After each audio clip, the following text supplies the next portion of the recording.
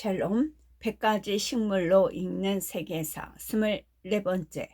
샤프란은 오렌지처럼 식물의 이름이자 색깔의 이름이고 식물의 일부이기도 하다. 샤프란은 오랫동안 사치와 관련이 있었다. 무게로 따지면 샤프란은 세계에서 가장 비싼 향신료다. 아주 노동 집약적인 과정을 통해 만들어지기 때문이다. 그러나 종교 거룩함, 순수성 그리고 가장 신선한 것들과도 관련이 있다. 크로커스는 보통 249종이 있다고 알려져 있는데 그중 크로커스 사티부스 한 종만 사프란을 생산한다. 샤프란으로 판매하는 물질은 꽃의 암술에서 나온다. 암술은 꽃가루를 받아들이는 암술머리, 그리고 암술머리와 시방을 연결하는 암술대로 이루어져 있다. 사프란은 보통 건초 냄새 같다고 표현되는 향기를 내뿜는다. 주로 피크로크로신, 사무랄라 같은 화학물질에 의해 만들어지는 향기이다. 샤프란에는 향기를 만들어내는 총 28종의 휘발성 화합물이 들어있고 음식과 옷감 모두를 황금색으로 물들이는 카로티노이드 색소도 들어있다. 원산지가 그리스와 메소포타미아라는 주장도 있지만 아마도 이란에서 유래했으리라 추측된다. 그리스어 단어 크로커스란 사프란을 뜻하는 셈족 언어권의 단어에서 유래했다. 오늘날 야생에서는 사프란을 발견할 수 없다. 계통적으로 가장 가까운 식물은 야생 사프란으로 알려진 크로커스 카르투리크리티누스다. 재배된 샤프란 크로커스는 독립적인 유성 생식을 할 수 없고 사프란이 도달하는 구근을 나누어서 영양 번식을 해야 한다. 사프란 수확은 손이 많이 가는 섬세한 작업이다. 7만 개의 크로커스에 달린 20만 개의 암술머리에서 샤프란 완제품 0.45kg 가량을 얻는다.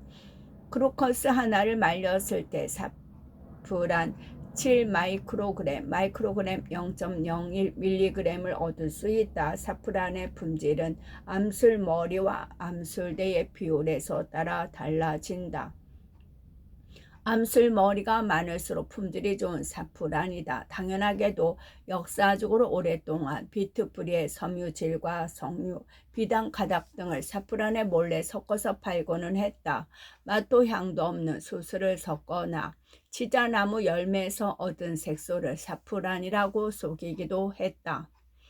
사프란은 수세기에 걸쳐 귀하게 여겨졌다. 사프란은 기원전 7세기 아시리아의 식물학 책에도 등장한다. 알렉산더 대왕은 샤프란으로 목욕을 하고는 했다. 상처 치료에 좋다고 알려졌기 때문이다. 우울증 치료를 위해 샤프란을 침대 위에 뿌리기도 했다. 클레오파트라 역시 사프란으로 목욕을 했다. 사프란으로 목욕하면 사랑을 나눌 때 쾌감이 커진다고 믿었기 때문이다. 고전 작품에서는 샤프란을 새벽의 상징으로 찬양했다. 그리스 신화에서는 에오스, 로마 신화에선 오르라가 새벽의 여신이다. 호메로스는 일리아스에서 샤프란의 새벽에 대해 썼다. 베르킬리우스는 아이네이스에서 오로라는 이제 샤프란 침대를 떠났다라고 표현했다. 샤프란은 음식에 넣는 비싸고 이국적인 향신료로 가장 많이 사용되어 왔다. 소화 장애를 줄어드는 효과 또한 있다고 알려져 고대 로마인도 사용했다. 섬세한 향과 기분 좋은 색감의 조합으로 다양한 요리에 늘 사용되었다. 스페인의 파에야, 프랑스 남부의 생선 슈투 부에베스, 이탈리아의 밀라노 리소트, 서아시아의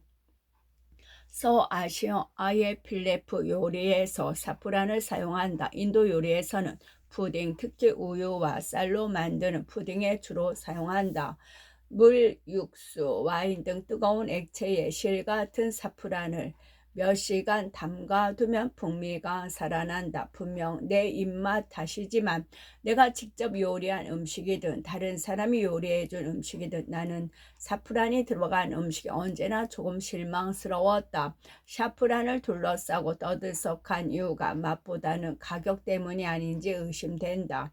샤프란은 스페인에서 카슈마르까지 생산되지만 전 세계 공급량의 90%는 이란에서 생산된다. 영국에서도 16, 17세기에 샤프란을 생산했다. 엑식스의 사프란 월든이라는 마을 이름은 그곳에서 사프란을 재배했다는 사실을 짐작하게 한다. 2013년에 그 마을에서 샤프란 사업이 되살아났다. 이 향신료가 지닌 특별한 매력은 색에서 나온다. 일부 전통에서는 색을 신성하게 여기는 방식과도 관련이 있다. 힌두교와 불교의 성직자와 성인들은 전통적으로 샤프란 옷을 입는다. 샤프란의 냄새가 좋아서만은 아니다.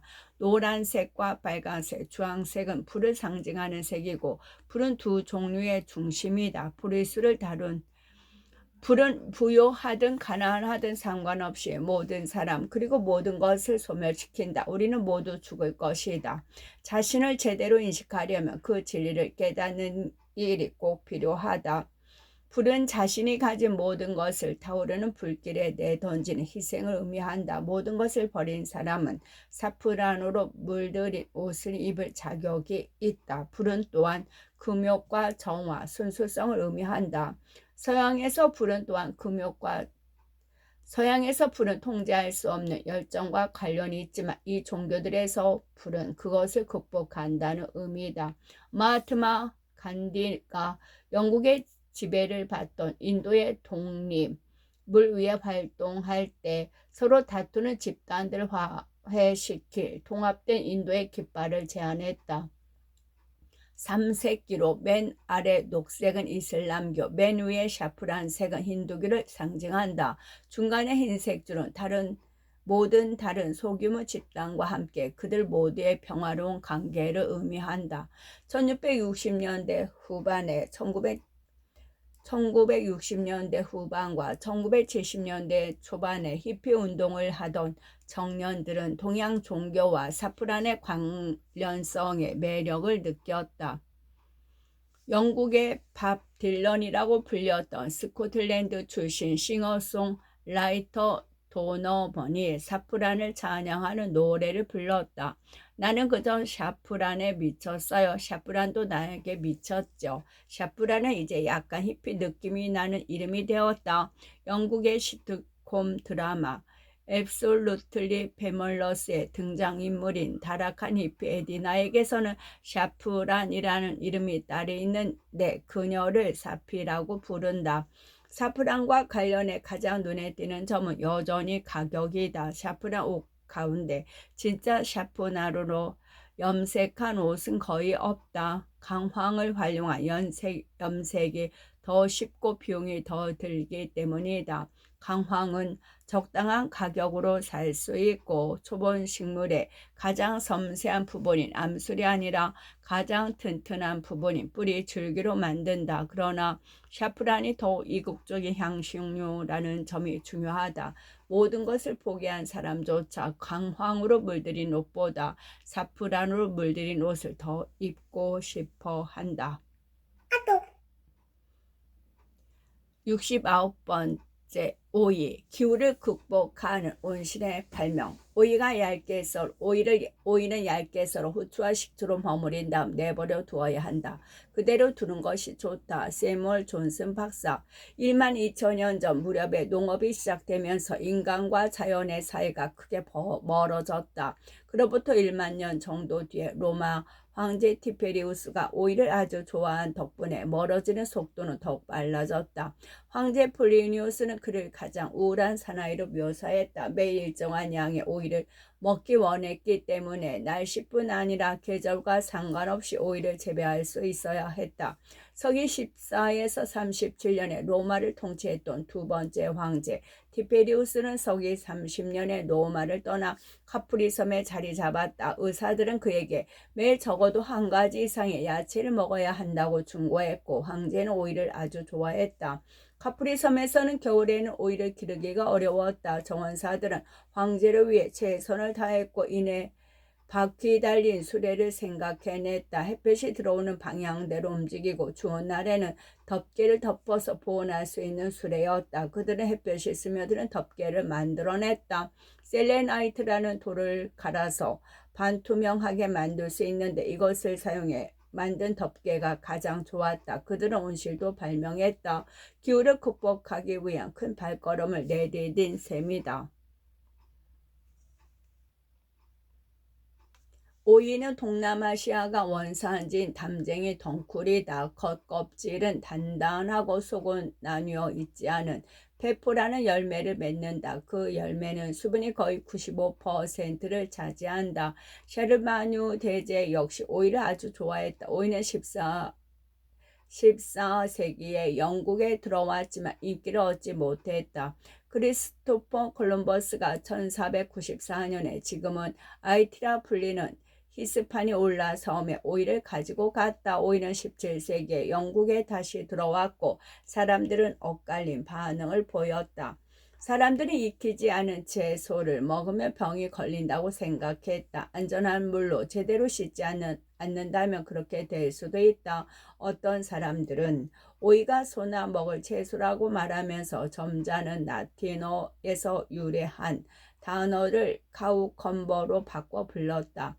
셰뮤얼 파푸스는 일기에서 뱉은 경이 오늘 내게 2번씨가 카우컴버를 먹고 죽었다고 말했다라고 기록했다.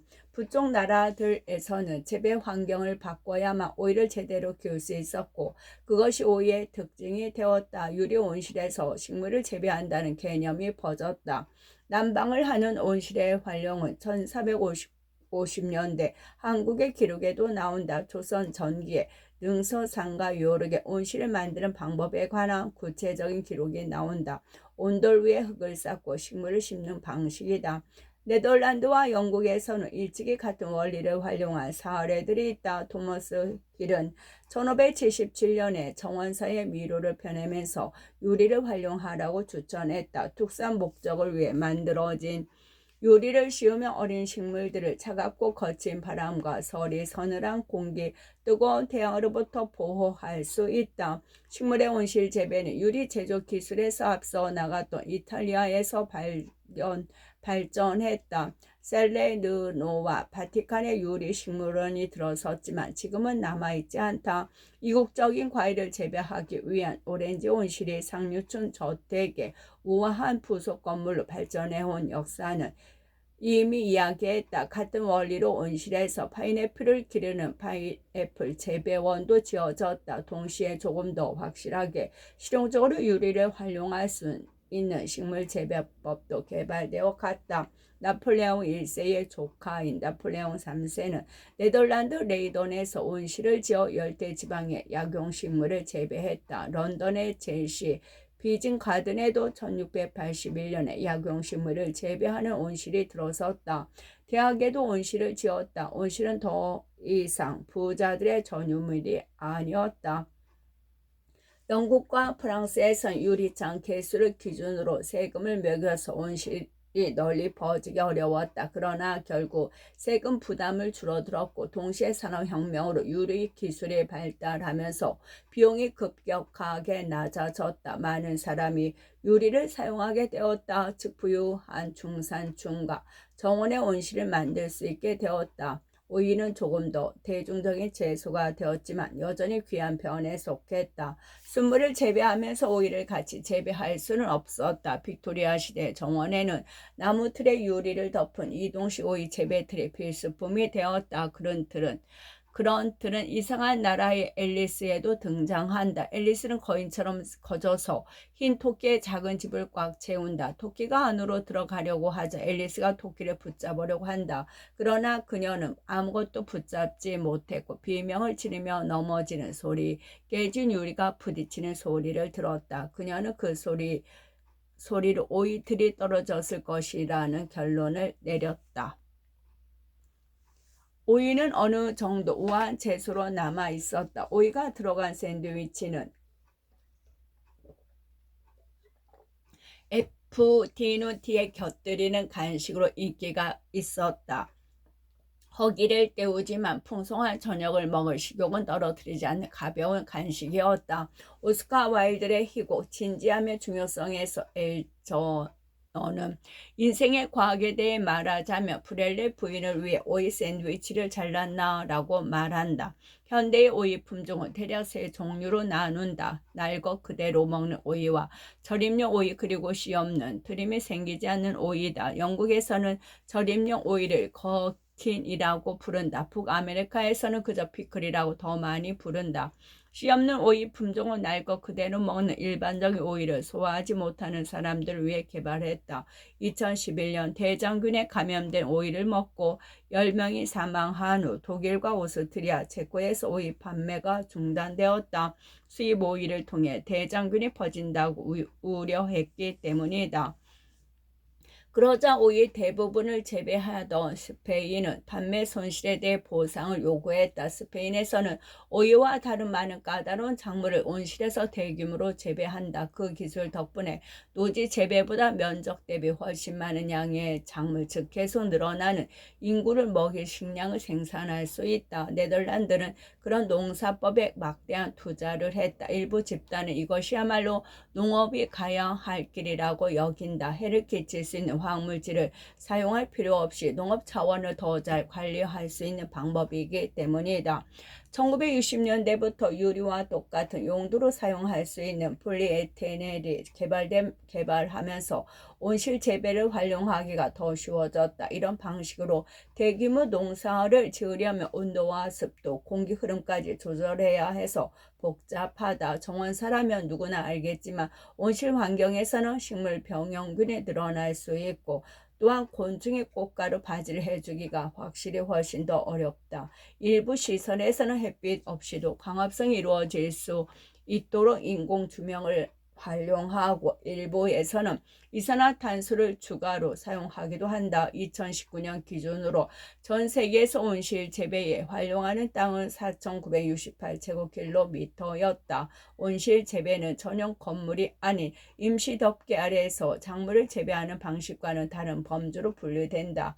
임시 덮개를 활용해서 재배하는 땅은 2019년 기준으로 총 55만 6천 제곱킬로미터에 이른다. 온실 재배를 하면 일부 작물의 경우 북쪽 지역에서도 12달 내내 재배할 수 있다. 그러려면 상당히 투자를 많이 해야 한다. 특히 딸기와 오이처럼 맛있는 과일과 채소를 재배하기에 효율적인 방법이다. 하지만 그러한 농경지는 야생동물이 살거나 인간이 휴식을 취하기에는 어울리지 않는다. 온실에서 식재료를 재배하는 일은 농업에서 점점 더 중요해지고 있다. 이제는 그저 생산기를 늘리는 수준에 그치는 것이 아니라 계절과 날씨로 인한 영향을 완전히 없애는 방법이 되어가고 있다. 70번 쐐기풀 까다롭지만 의외로 유용한 나는 쐐기풀 위에 먼지를 좋아해. 소나기의 달콤함을 증명할 때 외에는 절대 떨어지지 않아. 에드워드 토머스의 시 매너팜에서 내 집 주변의 제 방에서 굴착기가 작업을 끝내자 맨 땅이 많이 생겼다. 나는 이 새로운 출발에서 어떤 식물이 나타날지 오랫동안 묻혀있던 보물 같은 씨앗들 가운데 무엇이 몇 년 만에 처음으로 싹을 틔울지 기대감에 들떴다. 그런데 쐐기풀이 돋아났다. 키가 유난히 크고 활력과 독성을 지닌 쐐기풀이 돋았다. 가시가 있는 쐐기풀은 인간을 따라다닌다. 우리가 가는 곳마다 따라다니며 번성한다. 우리는 쐐기풀이 그리지 않기를 바라는 마음이 크지만 쐐기풀 종은 6가지 아종이 있고 그중 하나는 가시가 없다. 쐐기풀의 원산지는 유럽, 아시아의 온대 지역, 서아프리카와 북아프리카 전 세계에 퍼져 있다. 에콰도르에서는 2010년까지 범죄자들을 발가벗겨 쐐기풀로 때리며 공개 처벌했다. 쐐기풀은 캐나다 그리고 하와이를 제외한 미국 전역에서 자란다. 촉촉한 토양이 필요해서 아무 데서나 정착하지는 못하지만 남부 유럽에서는 지금도 흔히 볼 수 있다. 쐐기풀은 씨앗과 뿌리 줄기, 가는 줄기, 수평으로 뻗어나가며 뿌리를 내서 번식하는 줄기로 번식하고 겨울에 죽었다가 봄에 되살아난다. 아주 이른 봄에 돋아날 때가 많다. 쐐기풀은 불이 난 뒤에도 아주 빨리 돋아나서 경쟁 식물들을 압도한다. 쐐기풀의 잎은 하트 모양의 끝부분이 톱니바퀴처럼 깊게 파였다. 그리고 줄기와 잎 모두 눈에 띄게 털이 많다. 우리 인간은 이 털, 즉 모용으로 쐐기풀을 구분한다. 각각의 털을 끊어지기 쉬운 관으로 히스타민과 세로토닌, 브루산, 주석산, 옥살산 등을 함유한 자구성 액체로 가득한 주머니와 연결되어 있다. 다시 말해 우리가 불편을 느끼는 까칠까칠한 털은 수백만 년에 걸친 아주 복잡한 진화의 산물이다. 가시가 있는 쐐기풀은 일시적인 변덕으로 악의를 드러내는 것이 아니다. 가시는 풀을 뜨는 포유동물이 가득한 들판에서 잘 살아남을 수 있도록 자신을 보호하는 방어 기제다. 자포자기한 소나만이 아니라면 어떤 포유동물도 쐐기풀을 먹으려고 하지 않는다.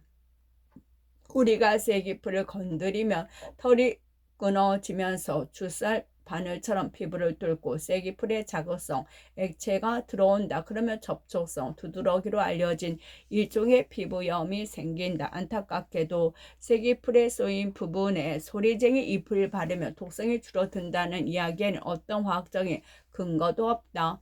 반대 자극제, 아픈 부위를 자극해 통증을 덜 느끼게 하는 방법이나 위약 효과라고 할 수도 있는 또는 둘 다일 수도 있다. 쐐기풀은 인간이 사는 지역을 특별히 좋아한다. 너무 좋아해서 이상할 정도로 빽빽하게 쐐기풀이 자라고 있으며 오랫동안 방치된 거주인 경우가 많다. 인간이 사는 곳은 쐐기풀이 번성할 수 있는 이상적인 조건을 오랫동안 지속시킨다. 쐐기풀이 인산염과 질소가 풍부한 비옥한 땅, 되도록이면 갈아엎은 땅을 좋아하기 때문이다. 인간은 역사적으로 재와 뼈, 각종 쓰레기, 방목장에 쌓인 동물 배설물, 매장한 인간의 시체, 그리고 아마도 가장 중요하게는 인간의 배설물을 처리하기 위해 만든 두엄더미 등을 배출해 질소와 인산염을 토양에 넉넉하게 공급해왔다. 쐐기풀은 까다로운 식물이 아니다. 인간 삶에서 가장 유쾌하지 않은 부분 모두를 기꺼이 받아들이면서 번성하는 식물이다.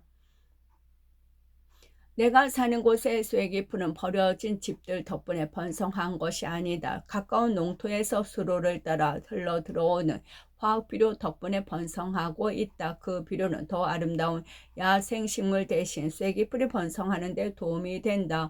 이렇게 질소와 인산염이 풍부한 토양은 어떤 종류의 농사를 짓는 곳에서도 발견할 수 있지만 특히 현대적이고 집약적인 농사를 짓는 곳에 많다. 이를 부영양화라고 한다. 좋은 것이 너무 많다는 뜻이다. 부영양화는 기후변화의 여러 측면에서 처음에는 그리 나쁘게 들리지 않는 생태계 문제 중 하나다. 그래서 환경보호 단체들이 중요성이 널려 알리기가 어렵다. 그러나 부영양화 역시 생물 다양성을 해치는 환경 문제다.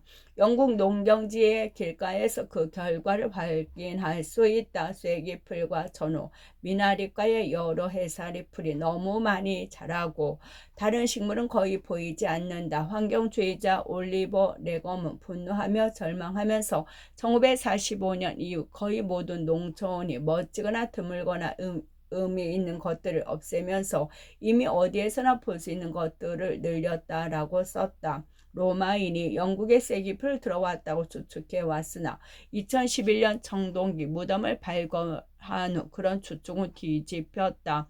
무덤 속 시신이 쐐기풀로 만든 띠를 두르고 있었기 때문이다. 인류는 좋게 3000년 동안 쐐기풀을 이용해 옷을 만들어 왔다. 쐐기풀의 섬유질은 거칠지만 질기다. 제1차 세계대전 중 독일군의 일부 군복과 배낭 같은 장비를 쐐기풀로 만들었다. 면직물이 부족해서였다. 쐐기풀로 오래가는 염료 또한 만든다. 뿌리에서 노란 색소, 입에서 녹황색 색소를 얻을 수 있다. 빅토르 유고의 소설 레미제라블에서 염색 과정에 대한 정확한 설명을 읽을 수 있다. 쐐기풀은 또한 인간에게 식량이 된다. 영양이 아주 풍부하고 비타민 A와 C, 철분, 칼륨, 망간, 칼슘을 많이 함유하고 있다.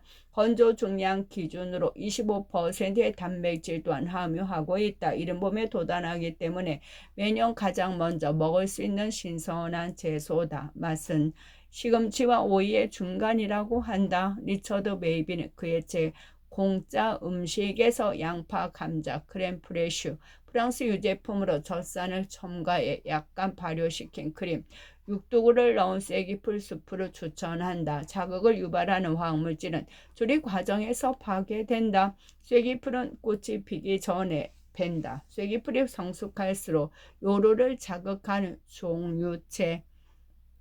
쐐기풀 잎의 세포 안에는 수산화 칼슘 덩어리가 들어있을 수 있다. 최고의 코니스 야그 치즈는 식용 쐐기풀 잎에 싸서 내놓는다. 사람들은 쐐기풀로 차를 만들고 심지어 맥주도 만든다. 류머티즘과 관절염을 완화하고 분비를 촉진하기 위해 쐐기풀을 이용할 때도 많다. 로마인은 손관절염 치료법으로 쐐기풀 한 줌을 가져다 문질렀다. 이솝 유아의 한 이야기에서 한 소년이 쐐기풀에 쏘인다. 그녀의 어머니는 다음에는 쐐기풀을 대담하게 움켜잡으라고 충고하면서 그러면 비단처럼 부드러워질 것이라고 말한다. 셰익스피어 희곡 헨리 4세 일막에서 대담하고 성급한 하스퍼가 쐐기풀을 피하면 위험해. 이 꽃을 뽑으면 안전하지라는 대사로 똑같은 지점을 강조한다. 단단하게 잘 잡으면 모상체, 식물 포비의 털이나 가시가 으스러지면서 피부를 뚫고 들어오지 못한다. 확실히 그렇다. 쐐기풀을 뜻하는 영어에는 짜증나게 한다는 의미도 있다. 독일과 네덜란드에서는 문제가 생길 때 쐐기풀이 앉아있다고 표현한다. 발트해 연안에서는 쐐기풀이 벼락을 맞지 않는다는 말이 있다. 나쁜 사람들이 천벌을 교묘하게 피한다는 의미다. 프랑스에서는 할머니를 쐐기풀에 밀어넣지 말라는 말이 있다. 상황을 악용하지 말라는 경고다. 치밀한 방어 전략에도 불구하고 쐐기풀은 인간이 아닌 많은 동물에게도 소중한 먹이가 되는 식물이다. 거름벌레, 애벌레, 진딧물, 나무의 노린재, 매마충, 송채벌레가 쐐기풀을 좋아한다. 그리고 닥정벌레와 파리, 거미가 쐐기풀, 덤불에서 쐐기풀을 먹는 벌레들을 사냥한다. 쐐기풀은 또한 많은 나방의 애벌레와 공장나비, 산네발 나비, 작은 호랑나비 등 여러 종의 나비가 먹이로 삼는 식물이기도 하다. 모든 정원에는 쐐기풀 덤불이 있어야 하고 그 까다로운 토종 야생화들이 자라는 공간도 있어야 한다. 71번째 칸디다 알비칸스. 우리의 몸 위에서 자라나는 곰팡이. 지낼 곳이 없는 사람은 가난하고 헐벗은 동물에 지나지 않는다. 윌리엄 셰익스피어 희곡 리어 왕에서. 우리 인간은 스스로를 성안과 현인으로 이루어진 고귀한 종족의 후예라고 생각할 수 있다. 하지만 곰팡이 보호자에게 우리는 그보다 훨씬 더 중요한 존재다. 우리 인간은 곰팡이가 살아가고 잘 자라고 번식할 수 있는 환경이자 생태계다. 지금까지 살아온 모든 인간은 곰팡이의 잠재적 서식처였고 우리 대부분은 언젠가 곰팡이의 숙주가 된다. 혹은 이미 몇 년 동안 곰팡이의 숙주였다. 공기에는 머물 곳을 찾고 있는 균류포자가 가득하다. 이 사실에 기뻐할 사람도 있다. 균류포자 덕분에 우리에게 발효된 빵과 술이 생기기 때문이다. 보답으로 우리는 몇몇 균류종이 살만한 완벽한 장수를 내준다. 그중 가장 불쾌한 균류가 아마도 질과 음경, 음낭 주의를 편안한 안식처로 삼는 칸디다 알비칸스다. 한 의학 웹사이트에서는 그들은 정착하지 말아야 할 곳에 자리 잡는다라고 우아하게 설명하지만 이 말에 담긴 도덕적 의미는 균류가 거의 통하지 않는다. 내 오른쪽 엄지 발가락에 말에 짓밟혀 발톱이 짧아지자 균류인 곰팡이가 자라기 완벽한 장소가 되었다. 중년이 되기까지 살아오면서 발톱 주위에 곰팡이에 감염된 적이 없는 사람은 드물다. 보기 흉하고 불쾌하긴 하지만 고통스럽거나 위험하지는 않은 감염이다. 발톱 주위에는 드물지만 손톱도 곰팡이가 감염될 수 있다. 미용사, 농부, 마구간에서 일하는 사람 등 젖은 손으로 일할 때가 많은 사람이 감염되기 쉽다. 가장 잘 알려진 곰팡이 감염은 발가락 사이에서 곰팡이가 자라는 무좀이다. 무좀도 땀에 젖은 양말이나 젖은 바닥 같은 습기 때문에 생긴다. 샤워실, 수영장, 체육관, 탈의실처럼 습기 많은 공간을 맨발로 다닐 때 전염될 수 있다. 무좀을 긁으면 몸 전체로 퍼질 수도 있다. 곰팡이는 운동선수, 가려움증, 곰팡이균에 피부가 감염되어 생기는 백선증이라고 불리는 불편함에 따라 다닌다. 스포츠와 관련이 많아서 붙은 이름이다. 이 가려움증은 보통 피부와 피부가 맞닿는 부위에 생긴다. 허벅지와 음낭이 맞닿는 부위에 생기는 것으로 가장 악명이 높다. 어릴 때 생길 확률이 더 높고 비만으로 피부가 접히는 사람들에게도 똑같은 문제가 나타날 수 있다. 여성들은 가슴 아래에 생겨 고생할 수 있다. 이쯤에서 고백해야겠다. 난 이 장을 가늠한 한 빨리 끝내고 더 좋은 무언가로 넘어가고 싶은 충동을 느끼면서 동시에 곰팡이를 무시하면 이 책이 불완전해지고 따라서 정직해지지 못한다고 느낀다. 우리 인간이 세상을 바꾸는 대단한 기술을 발명하고 위대한 과학적 발견을 하고 그 모든 아름다움과 경이로움을 창조하고 달로 사람을 보내고 태양계 깊숙이 우주선을 보내고 생명체가 작동하는 방식을 발견하고 원자를 분열하고 도시를 건설 파괴하고 암을 치료하고 율리시스와 별이 빛나는 방, 골든베르크, 변주곡 같은 위대한 작품들을 창작한 존재이면서 동시에 땀을 흘리고 의도치 않게 습기를 유지해서 신체의 가장 은밀한 부위에 곰팡이를 불러들이는 동물이라는 사실, 곰팡이는 일깨운다. 역사상 가장 위대한 인물에게도 결점이 있음을 알게 될 때 우리는 다니엘서를 언급하며 그들이 진흙의 발을 가졌다고 말한다. 우리는 천사의 마음과 신의 심장을 지녔을지 모르지만 운동선수의 발도 가졌다.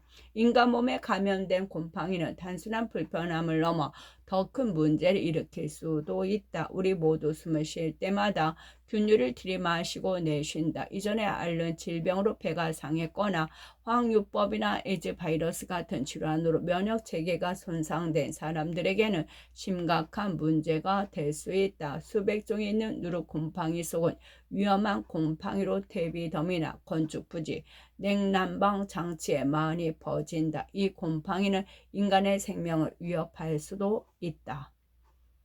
곰팡이 때문에 생기는 문제는 여기에 그치지 않는다. 곰팡이는 와이도에 영향을 줄 수 있는데 수영선수나 잠수부가 특히 그로 인해 불편함을 겪는다. 아기들의 입에도 영향을 미친다. 백선은 팔과 다리, 두피의 원형의 붉은 상처가 생기는 곰팡이성 질환이다. 곰팡이와 접촉하거나 침구, 가축, 반려동물들로부터 감염될 수 있다. 칸디다 속 곰팡이는 질과 음경에 영향을 주면서 흰색 분비물과 함께 우리를 상당히 불편하게 만든다. 이런 모든 상태는 크림으로 치료할 수 있다. 아직 이 책을 읽고 있다면 좀 즐겁고 확실히 더 편안한 주제로 서둘러 넘어가자. 우리는 인간이고 포유류의 한 종이라는 사실을 언제나 기억해야 한다. 곰팡이가 우리 몸 위에서 자라기 좋아한다는 사실은 좋은 일일지도 모른다. 우리가 결코 분수를 넘지 말아야 한다는 것을 곰팡이가 일깨워 주기 때문이다. 개에게 어느 정도 벼룩이 있는 것이 좋다. 그렇지 않으면 개라는 사실을 잊어버린다라는 옛 속담처럼 말이다. 72번째 카카오 나무.